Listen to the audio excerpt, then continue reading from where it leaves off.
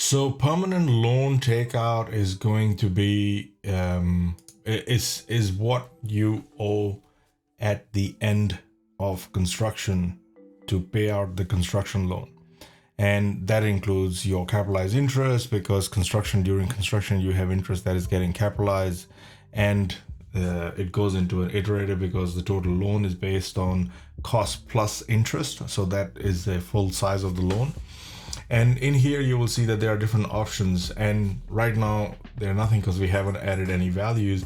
But as we go ahead, and while when the videos reach right towards the end, I will carry on the same sheet and show you how this impacts. But this will pull out the values of the stabilized NOI, your stabilized cap rate, your stabilized value at the time, total construction debt owing at that time. So right now what is happening is the only loan that we have here is 7 million, which is the value of the land that we bought. And all these costs for construction haven't been added. So we have added the values here, but we haven't added them as to when they start, when they finish. And that's why all these sections are coming out red, because they are not projected on the cash flow timeline. And you can see that if you go here on monthly basis, all this is red because those values aren't showing up here.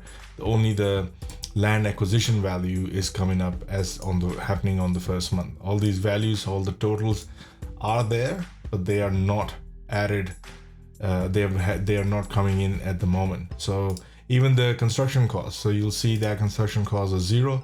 Why? Because we haven't added them. We haven't added any units in BDR or Resi or commercial for them to be able to pull out data from all these sections.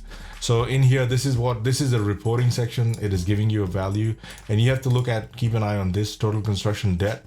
Why? Because your permanent loan amount, it'll show you the construction loan balance before the permanent loan kicks in.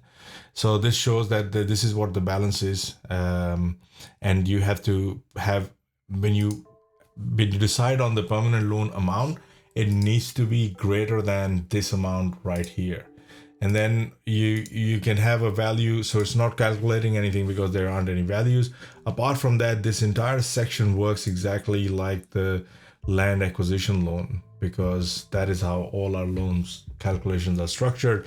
You have an annual interest. If it is fixed, great. If it's variable, you press the variable button and you'll see the different values, but then you also have to have an interest rate in every section. Now, if you leave certain sections, I'll give you an example. And the reason I want to show that to you is because if you've got, let's say you have an annual interest, which you put in 5% here, that becomes your base. And if you leave these blank and just this one is 5.25, and then this one is 5.25, and you forgot to enter the value for in this cell and then 6% here, what it is going to do is automatically going to take 5%. It'll default to your annual interest rate here. Even though you cannot see it, it can't charge 0% interest for certain months. So it will go with 5% for the months that you left blank. It'll go with 5.25% where the months you've got that. Then again back to 5, which is the default. And then the next, if there is a value, it'll take that value for that month. If you leave it blank, it'll take the base interest rate value that you had here. So always remember that. I will make that back to fixed, and so on. So your setup fee is here.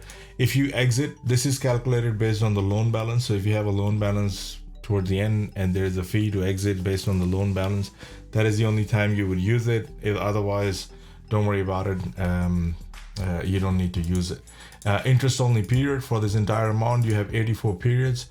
And during the 84 periods, you have first 2 months that are interest only, first 2 years that are interest only. You can put 24 months. If you put 0, that means from day one, the entire loan is principal and interest. So that's how this will work. And then it calculates loan payoff amount and the lender's yield and all those things based on this. So right now it is not giving you any values correctly because we have nothing in here. We have nothing in any of the units. So we have not developed any units. There is no construction loan and so on. So that's your permanent loan takeout.